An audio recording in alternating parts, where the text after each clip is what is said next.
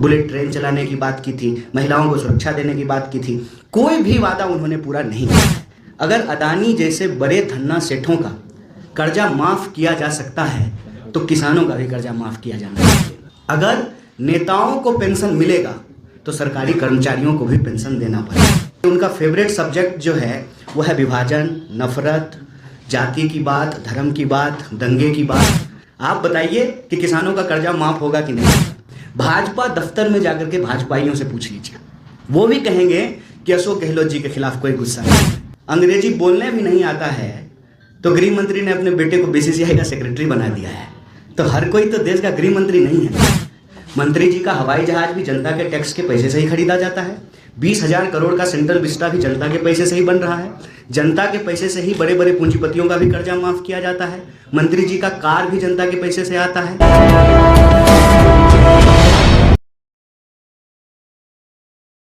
जो देश के महत्वपूर्ण फैसले लिए गए हैं उसकी शुरुआत राजस्थान से हुई है। चाहे आप पंचायती राज व्यवस्था की बात करें, चाहे आप मनरेगा की बात करें, चाहे आप सूचना के अधिकार की बात करें, ठीक उसी तरह से मुख्यमंत्री श्री अशोक गहलोत ने जो जन कल्याणकारी योजनाओं की शुरुआत की है उसकी गूंज सिर्फ भारत में ही नहीं, जो लोग भी आज दुनिया में वेलफेयरिज्म को लेकर के बहस कर रहे हैं, कल्याणकारी योजनाओं को लेकर के बहस कर रहे हैं, तो राजस्थान एक मॉडल के रूप में इमर्ज किया है। एक सीधा सा सवाल है कि लोकतंत्र का क्या मतलब होता है। लोकतंत्र का मतलब होता है जनता की सरकार। सरकार हम क्यों चुनते हैं? सरकार हमसे टैक्स कलेक्ट करती है, बदले में हमको सुरक्षा, सहायता, न्याय ये मुहैया कराती है।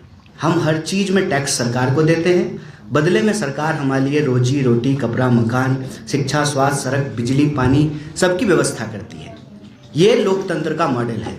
कहीं ना कहीं पिछले कुछ दशकों में ये देखा गया कि सरकार हमसे अलग अलग तरह का टैक्स तो ले रही है लेकिन बदले में कुछ भी देने को तैयार नहीं है। सड़क पे चलना फ्री नहीं है, तेल खरीद रहे हैं तब टैक्स लग रहा है, कार खरीद रहे हैं तब टैक्स लग रहा है, फिर उसी कार को लेकर के जब आप सड़क पे जा रहे हैं तो टोल टैक्स लग रहा है। अलग अलग तरह के जो है टैक्स लग रहे हैं, सेस लग रहा है, लेकिन बदले में कुछ भी आपको नहीं मिल रहा है। एजुकेशन देना सरकार की जिम्मेवारी नहीं, स्वास्थ्य की मुहैया कराना सरकार की जिम्मेवारी नहीं, सड़क बनाना सरकार की जिम्मेवारी नहीं। तो आखिर सरकार क्या करेगी? सरकार हम क्यों चुनते हैं? यह प्रश्न जो है लोकतंत्र के भीतर पैदा हुआ। पूरी दुनिया में इसको लेकर के एक बहस हुई और राजस्थान ने इस मॉडल को दुनिया के सामने रखा कि हम जनता से टैक्स लेंगे। अगर अदानी जैसे बड़े धन्ना सेठों का कर्जा माफ किया जा सकता है तो किसानों का भी कर्जा माफ किया जाना चाहिए। अगर नेताओं को पेंशन मिलेगा तो सरकारी कर्मचारियों को भी पेंशन देना पड़ेगा। अगर मंत्री की सुरक्षा के लिए जो कांस्टेबल लगे हुए हैं, जो पुलिसकर्मी लगे हुए हैं, उनको पेंशन नहीं मिल रही है तो मंत्री को भी पेंशन नहीं मिलना चाहिए। अगर मंत्री को रहने के लिए घर मिलेगा, अगर उनको फ्री बिजली मिलेगी, अगर उनको टेलीफोन का भत्ता मिलेगा, अगर उनको यात्रा की भत्ता मिलेगी तो देश की आम जनता को भी मिलना चाहिए। और ये मॉडल लेकर के जो है राजस्थान की सरकार आई और उसका नतीजा ये हुआ कि प्रधानमंत्री जब प्रचार के लिए आए, हालांकि उनका फेवरेट सब्जेक्ट जो है वो है विभाजन, नफरत, जाति की बात, धर्म की बात, दंगे की बात, लेकिन वो भी योजनाओं की बात करने लगे। और आप देखिए कि किस तरीके से उनको अपना मैदान छोड़ना पड़ा। वो किसी भी चुनाव में जाते थे तो नफरत और विभाजन की बात करते थे, बंटवारे की बात करते थे।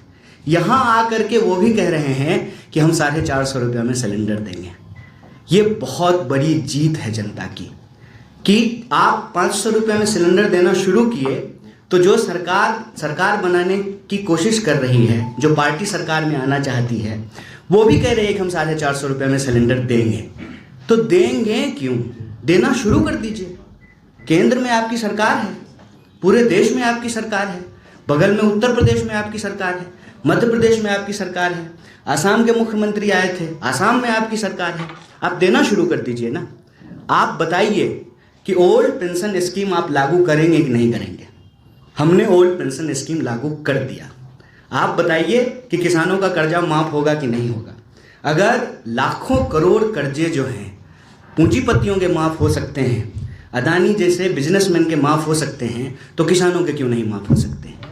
ये एक मॉडल राजस्थान लेकर के आया है और आप सब लोग इस बात को नोट कर रहे होंगे। ये अपनी प्रशंसा करने की बात नहीं है। आप राजस्थान में किसी से भी जाकर के पूछ लीजिए, भाजपा दफ्तर में जाकर के भाजपाइयों से पूछ लीजिए, वो भी कहेंगे कि अशोक गहलोत जी के खिलाफ कोई गुस्सा नहीं है, कांग्रेस पार्टी के खिलाफ कोई एंटी इनकम्बेंसी नहीं है। अशोक गहलोत जी ने बहुत शानदार काम किया है। चिरंजीवी योजना की इतनी प्रशंसा हो रही है कि हर किसी को पता है अब उनके मन में कोई असुरक्षा नहीं है। उनके लिए बच्चों की अच्छी पढ़ाई संभव है इंग्लिश मीडियम स्कूल में। और इसमें भी बेईमानी देखिए, कुछ लोगों ने कहा कि अंग्रेजी पढ़ाने की क्या ज़रूरत है। अरे साहब, मंत्री जी का बेटा पढ़ने के लिए ऑक्सफोर्ड जाएगा, कैम्ब्रिज जाएगा, हार्वर्ड जाएगा, तो क्या इस देश के दलितों, आदिवासियों, पिछड़ों, गरीबों, किसानों, महिलाओं, उनके बच्चों को पढ़ने के लिए अंग्रेजी की ज़रूरत नहीं है? अंग्रेजी बोलने भी नहीं आता है तो गृह मंत्री ने अपने बेटे को बीसीसीआई का सेक्रेटरी बना दिया है। तो हर कोई तो देश का गृह मंत्री नहीं है ना कि उसका बेटा बीसीसीआई का सेक्रेटरी बन जाएगा। तो ये एक मॉडल राजस्थान लेकर के आया है और ये मॉडल जनपक्षीय मॉडल है, ये मॉडल जन कल्याणकारी मॉडल है। इस मॉडल में वही बात को दोबारा रीइंस्टेट किया गया है जो डेमोक्रेसी का मतलब होता है, जनता का, जनता के लिए, जनता के द्वारा। हम जनता के टैक्स से ही सब कुछ करते हैं। मंत्री जी का हवाई जहाज भी जनता के टैक्स के पैसे से ही खरीदा जाता है। 20,000 करोड़ का सेंट्रल विस्टा भी जनता के पैसे से ही बन रहा है। जनता के पैसे से ही बड़े बड़े पूंजीपतियों का भी कर्जा माफ किया जाता है। मंत्री जी का कार भी जनता के पैसे से आता है। सरकारी कर्मचारियों का वेतन भी जनता के पैसे से ही मिलता है। जब सब कुछ जनता का है तो जनता को वापस करना, इसको रेवड़ी कहना बेईमानी है। पहले ये इसको रेवड़ी कहना शुरू किया जब इन्होंने देखा कि जनता इस बात से नाराज हो रही है और वह इस बात से खुश हो रही है कि उसके लिए चिरंजीवी योजना लाई गई है, गृहलक्ष्मी योजना लाई गई है, सस्ता खाना देने की व्यवस्था की गई है, इंग्लिश मीडियम स्कूल खोला गया है, 500 रुपये में गैस सिलेंडर मिल रहा है।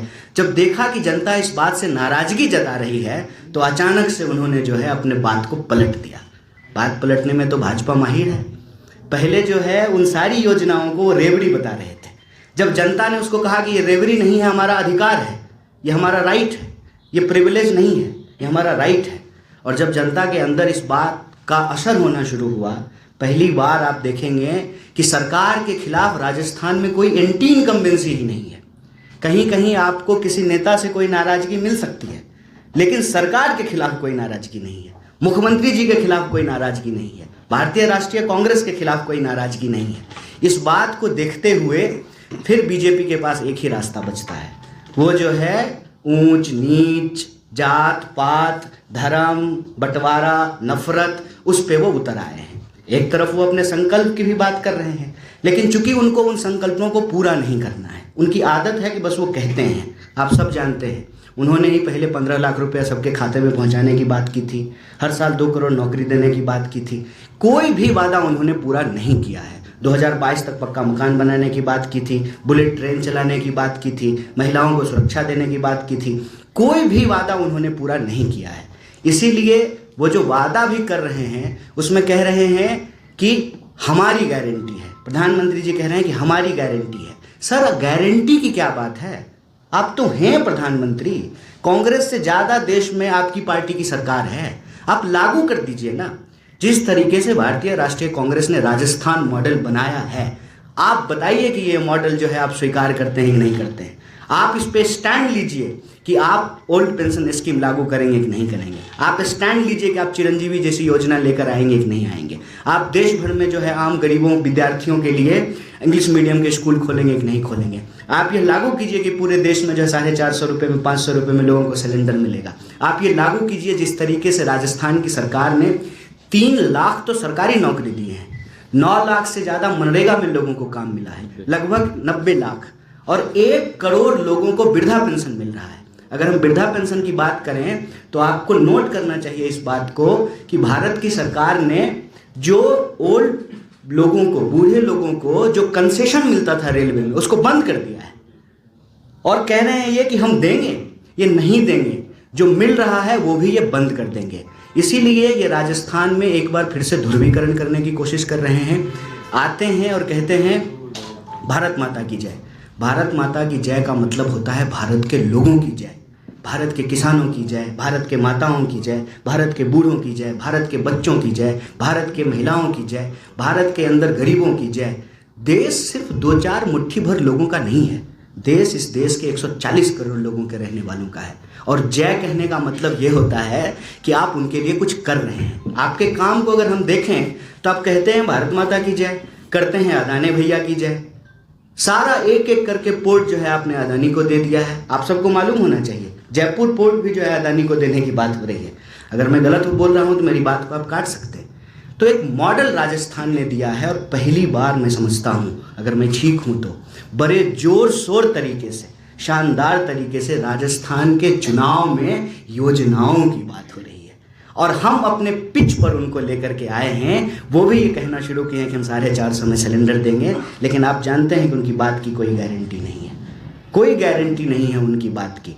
मैं तो कहता हूं कि 1 मिनट के लिए अगर ये गारंटी बीजेपी की होती, अगर ये गारंटी आरएसएस की होती, अगर ये गारंटी वसुंधरा राजे की भी होती तो 5 गारंटी में से वो 1 गारंटी जरूर पूरा कर देते। ना कोई इनके पास चेहरा है, ना इनका चाल है, ना चरित्र है, ना इनकी नीति है, ना नीयत है। इसीलिए आप सबके माध्यम से मैं राजस्थान के लोगों से ये अपील करता हूँ कि इस बार राजस्थान के चुनाव में सरकार नहीं बनेगी, परिपाटी बदलेगी। और यह बात मैं इसलिए कह रहा हूँ कि परिपाटी बदलती है और कि कुछ राज्यों का अगर हम एग्जाम्पल आपके सामने रखें जहाँ एंटी इनकम्बेंसी थी, बार बार उत्तराखंड के मुख्यमंत्री बदले गए, उत्तराखंड के मुख्यमंत्री को लोगों ने चुनाव हरा दिया, धामी साहब चुनाव हार गए थे, वहां तो बीजेपी की सरकार बन गई। फिर राजस्थान में कांग्रेस की सरकार क्यों नहीं बनेगी? मैं समझता हूं कि राजस्थान के लोगों को यह फैसला लेना है, राजस्थान के लोगों ने यह फैसला ले लिया है और राजस्थान में इस बार सिर्फ कांग्रेस की सरकार नहीं बनेगी बल्कि परिपाटी बदलेगी और इस बार जन कल्याणकारी योजनाओं की जीत होगी। और हमारा जो गारंटी है उस गारंटी को हमने सिर्फ गारंटी के रूप में कागजों पे लिखा नहीं है, ऑलरेडी 5 साल के सरकार में उन गारंटियों को हमने लागू किया है। जनता इस बार अपने हक के लिए, अपने अधिकार के लिए जो सरकार काम करती है, उनके लिए काम करती है, उस सरकार को अपना आशीर्वाद देगी और राजस्थान में भारतीय राष्ट्रीय कांग्रेस की जन कल्याणकारी सरकार की दोबारा जो है पुनरावृत्ति होगी, पूर्ण बहुमत से हमारी सरकार बनेगी।